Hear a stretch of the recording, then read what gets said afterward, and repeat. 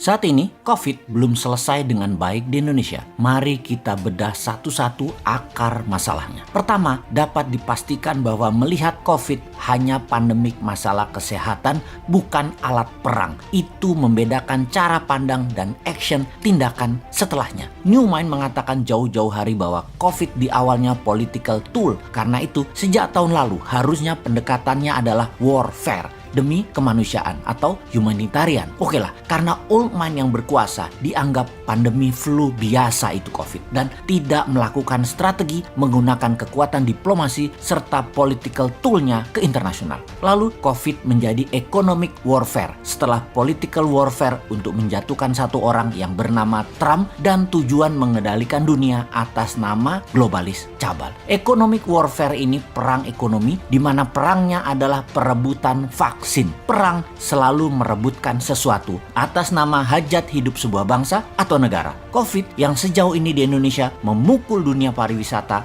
memukul dunia retail, dan memukul dunia high touch atau wilayah yang banyak bersentuhan manusia. Hal ini memukul 30% bisnis yang memang aslinya atau naturalnya adalah kebanyakan berinteraksi fisik. Dunia oleh COVID dipaksa menggunakan gadget di dalam berinteraksi. Terlambat melakukan hal ini, bisnis Anda kolaps. Bahkan sebuah pemerintahan bisa kolaps. Kepada masyarakat yang awam, kita ingatkan COVID adalah war tool, alat perang globalis cabal. Globalis ini adalah non-state actor. Non-state actor adalah sebuah tindakan yang berdampak negatif yang bertujuan untuk keuntungan ekonomi bagi pelakunya. Saat ini globalis cabal yang disebut non-state actor tersebut. Dan tujuannya sekali lagi, kendali kekuasaan di banyak wilayah. Lalu siapa kaki tangan agen globalis di Indonesia? Ini yang terjadi saat ini, yang pimpinan puncak pemerintahannya tidak melihat karena dia adalah orang baik-baik yang polos, yang sudah diingatkan ratusan kali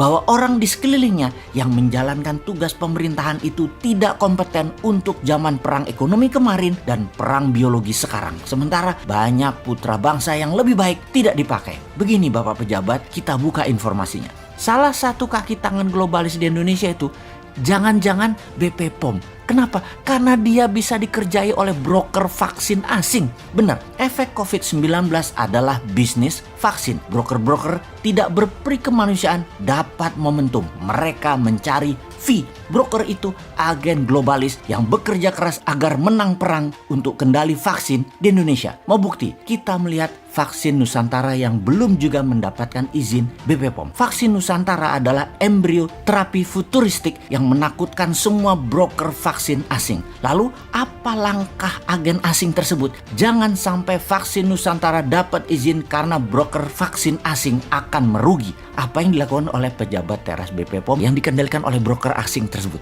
Ini mungkin sekali loh. BP POM mempertahankan status quo market vaksin. Broker Pfizer, Sinovac, Moderna, AstraZeneca terganggu kalau vaksin-vaksin produksi dalam negeri dapat izin. Di arena bisnis, it's survival of the fittest. Vaksin Nusantara akan mati bila tidak tahan dengan serangan para broker vaksin agen globalis. Kalau tidak didukung BPOM, pastinya akan mati vaksin Nusantara tersebut.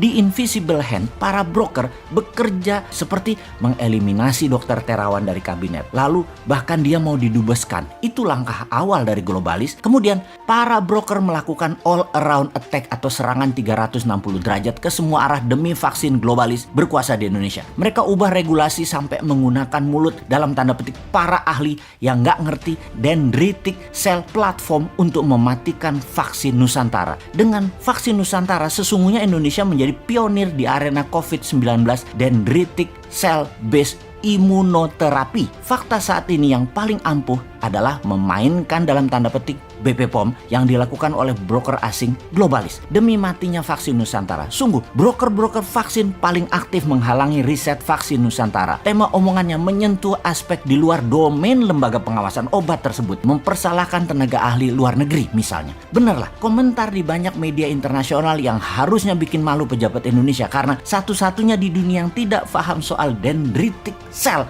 hanya BP POM. Publik saat ini confirm melihat BP POM berfungsi sebagai perpanjangan tangan broker yang menguasai pasar vaksin, dan herannya kok didiamkan perilaku membela asing ini. Jadi semoga difahami bila hashtag bubarkan BP POM marah kemarin di platform media sosial. Ini sebuah pembelajaran bagi BPOM agar terus kaizen.